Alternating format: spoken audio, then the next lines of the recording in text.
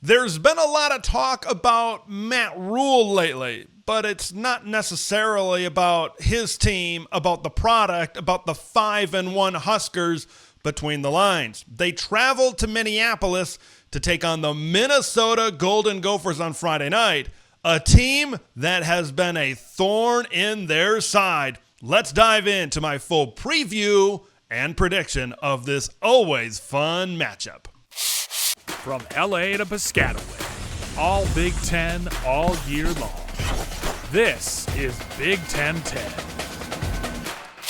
I really wish that we could see this game each and every single year. These fan bases go at it on Twitter even when the Gophers and the Huskers aren't on the regular season schedule. Thankfully, they play each other this season. They play each other this week. And for the second consecutive meeting in this series, they do not play on a Saturday. I mentioned at the beginning, the Gophers have been a thorn in the side of the Nebraska Cornhuskers. Minnesota has won 5 consecutive games in this series. The last time they met was the season opening Thursday night game a couple of years back in 2023. The Daniel Jackson toe tap Gophers won 13-10. But when these two teams get together, it is always a tight game. It always comes down to a couple of plays. The last 4 meetings have been decided by an average of 6 points. You got to go back to 2018 for the last time that the Huskers beat the Gophers. They put up a 50 spot, 53-28 in that matchup. Here's what I'll say about Minnesota in some of their games, specifically against the Nebraskas of the world, the Iowas of the world, the Wisconsins of the world. PJ Fleck always has his team ready to play. Maybe I shouldn't say always, like 90 to 95% of the time, he has his team ready to play, and he really gets his team juiced up for these types of rivalry games. I know, what was it, last year against Iowa, they got ran off the field, but you talk about what I just mentioned in those last 4 games, the close games, and then the victories for the Golden Gophers. They've won 3 of the last 4 Axe games against Wisconsin, and actually, even though he hasn't had the win-loss success against Iowa, 4 of the last 6 Pig games have been one-possession games. So Minnesota always brings their A game. And Nebraska needs to be ready. Nebraska needs to be focused. I believe Nebraska to be the more talented roster, 85 through 85. I think they just have better players. But I think PJ and the Gophers, they kind of maybe know that in the back of their head. I could see them being very aggressive, whether it's taking some shots on some offensive play calling, blitzing a lot more to get into the face of Dylan Raiola, maybe making some special teams play. Maybe that's where Minnesota can get an advantage. Because I think if these teams kind of run an even race, this one favors the Nebraska Cornhuskers, but this is going to be a fun one. Minnesota, one of the more underrated crowds in the Big Ten Conference. Now, Nebraska needs to be ready, and they need to be focused at this point in time. Can Matt Rhule tune out the noise? Ever since James Franklin was fired as head coach of the Penn State Lions, everybody's talking about Matt Rhule, played at Penn State in the mid-90s. He's best buds with their athletic director, Pat Kraft. And he said at his Monday press conference a lot of things, not really saying, I'm 100% committed to Nebraska, even though he said, I really do love Nebraska. He left the door kind of maybe creaked open for some more Penn State discussion. I think he really weaved that, and his agent maybe weaved that in a great way, because no matter what happens, as long as Matt Rhule in Nebraska doesn't have a second half collapse to the season, he's going to get paid in one way or another, I think, when all is said and done. So he's got to have his team ready to go. Is he kind of maybe have his mind in other places? or is he completely dialed in? Because if this Nebraska team, like I said before, if they're not completely dialed in, I think PJ Fleck in Minnesota can certainly take advantage. It's not just maybe the whispers going on at Penn State. You got some people that are starting to sip the Kool-Aid, I think, a lot more. Nebraska sitting there at 5-1, and now that Penn State game a little bit later in the season doesn't look as daunting. You look at the rest of the schedule, this is a team that could possibly make a run to the college football playoff. So they've done much better. Nebraska has done much better in those close, tight games this season. I think this is going to be another one of those close, tight games that they're going to have to fight maybe to beat a team that they're more talented in. So we'll see where Matt exactly has this team, I think, coming in. A lot of pressure in many different ways for Matt Rhule and this Nebraska Cornhuskers football team. I think when I really dive into some of the matchups, I really dive into some of the positional breakdowns with this game, I think both quarterbacks and secondaries are going to be tested. They are going to test each other, I think, throughout this game. Let's start first with the quarterback position. I really like both of these quarterbacks. Of course, it's the second season starting for Dylan Rhule, the first season starting for redshirt freshman Drake Lindsey in Minneapolis. So let's start with Dylan. First of all, Nebraska fans, we love you. You are the most passionate fan base, probably not only in the Big Ten, but maybe in all of college football. Got a little bit worked up. I put a tweet out about Dylan Raiola's interception, one of his 3 interceptions against Maryland, where he's trying to throw the ball away. He's trying to put it 20, 25 yards down the field, and he throws it towards the boundary, and a Maryland player is able to make that play, where I'm like, hey, just draw a line on the field 10 yards down and just chuck it into the cheap seats. Some of the decision-making has kind of creeped its way from his freshman year to early right now in his sophomore season. Maybe, and I said, hey, maybe on some throws a little bit lacking in terms of zip, where he's kind of throwing off of his back foot a little bit, relaxed a little bit. Those rainbow balls, the defensive backs are sometimes able to catch up, things like that. And maybe it's just because I have Dylan Raiola.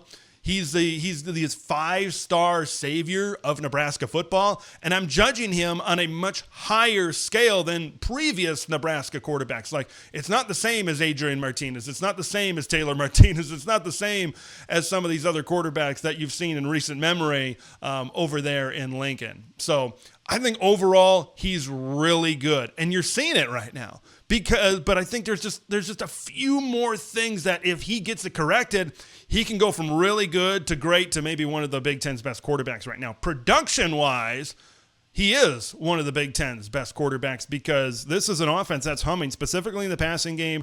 Nebraska is the second highest production in terms of passing yards right now in the Big Ten. There's a variety of weapons to throw to. I think that's really helping him out, specifically the transfer wide receivers that they brought in this season. Dane Key and Isaiah Hunter, some downfield weapons. Ja'Cory Barney is also involved in that. So this is going to test a Minnesota secondary that has some ball hawks back there.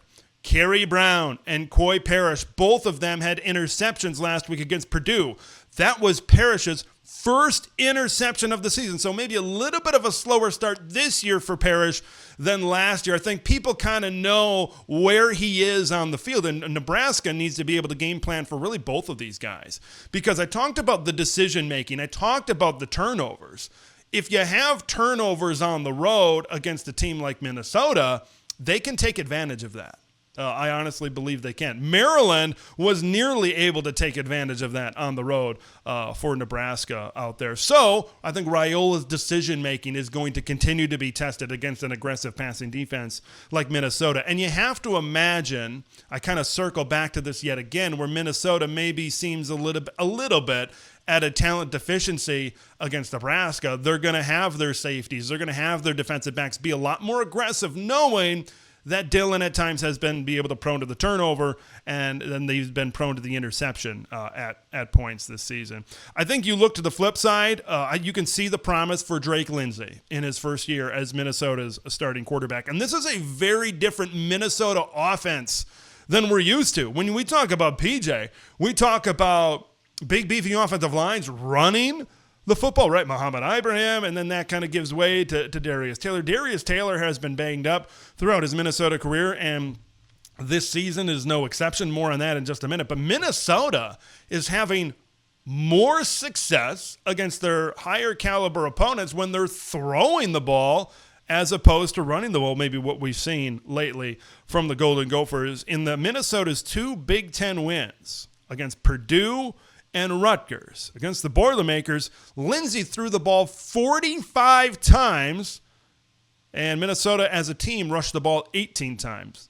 That was against Purdue. Against Rutgers, he threw the ball 41 times, and once again, just 18 team rushes. So when you have somebody like Lindsey, yeah, I think, Tanner Morgan's 2019 season will really be put on a pedestal for Golden Gopher football. And, and then, of course, last year, once Max Brosmer really got his feet under them, he was really good throwing the football as well. But I think talent-wise, Drake could have one of the better careers for Minnesota since maybe the likes of somebody like Adam Weber out there. When you have weapons like Lemeki Brockington, Javon Tracy, and Jalen Smith, who are all over 200 yards this season, I certainly think that's going to help. Minnesota is going up against a Nebraska secondary that's been really good. We knew coming into the year this was going to be a really experienced unit, but just how good were they going to be? I think they've been good. I don't know how tested they've been. I think this will be one of the biggest tests that this secondary has faced. Maybe some might say and argue that this could be the biggest test considering those numbers that I just thrown out there and the amount of repetitions that they're going to face against Minnesota's secondary. Not sure what's going to be happening with the injury with Malcolm Hartzog, one of their better defensive backs. It doesn't sound overly optimistic that he's going to be able to be ready to go on a short week right now. Nebraska allowing just 110 yards per game through the air right now. But you kind of go back to that game against Maryland. Okay, Maryland was a team that, with Malik Washington and some of the receivers they have, was going to be the first real opportunity to see what Nebraska was able to do. And Maryland was able to move the ball through the air a little bit. They were able to kind of have a little bit of success. So Minnesota is going to try to replicate that, certainly. I really look on both sides. Quarterbacks, secondaries, they're going to be tested. That seems to be a matchup. Who can throw the ball, who can defend the pass a lot more. Seems like whoever wins that battle, this game is certainly going to be skewed in their direction. For Nebraska to have success throwing the ball, of course, this offensive line, hills and valleys, it's been for them. It's kind of like what we've seen out of these past handful of years for Nebraska up front of the offensive line. But whoever is that left tackle, Elijah Pritchett, it was questionable coming into the game, played a little bit, and then Turner Corcoran finished the game. And I thought Turner finished the game pretty well over there at left tackle, but that's kind of a little bit of a question mark coming into the season. Who's going to match up? Because Anthony Smith on the other side needs to be contained for Dylan Raiola to have time to throw. Smith, 5 sacks this season. That's tied for second in the Big Ten. They've got other guys that can come off the line of scrimmage, the Jackson Howards of the world, the Rashawn Lawrences of the world for Minnesota. So you can't have Dylan kind of running around back there. You can't have him getting off schedule. You need to kind of keep him certainly going in the right direction. And containing Anthony Smith will go a long way, I think, to Nebraska having success. And then on the other side, you need to wreak havoc. You need to get Dylan running around a little bit more. You need to kind of get those plays where, he's under pressure and he gets outside the pocket and maybe he's prone to be able to throw to that turnover to those ball-hawking safeties and secondary that I talked about a little bit. Turnovers, taking care of the football can certainly sway this game either way. So as much, I think both defensive coordinators are going to be hyper-focused on keeping this pass game in check. What if it's kind of like, what if it really comes down to offensive balance? What if then it kind of comes down to the run game? I tend to favor Nebraska more on that side of the ball. Emmett Johnson is doing a really good job balancing out this offense. He's from the Minneapolis area. He was not recruited by the Gophers coming out of high school, so I think one more time he's going to have that juice. He's going to have that motivation certainly in this matchup. Can Minnesota get Darius Taylor going a little bit more? This has not been an overly balanced offense, but if they can get the run game going a little bit more, Nebraska allowed 4.7 yards per run and sack-adjusted run plays against Maryland when they were dedicating more bodies to the pass game. So if Nebraska kind of does something a little bit more similar where it's, okay, we need to keep these wide receivers in check, we need to keep Drake Lindsley in this passing game in check, and maybe they haven't been as balanced and there aren't as much bodies in the box, is that going to then allow them to get to Darius Taylor? Let him get downhill. Femi Ijiboy is another running back in that Minnesota backfield as well. Can they kind of get that train going a little bit? And now you create some balance. You win the time of possession. You take some time off the clock. You keep Dylan Raiola on the sideline.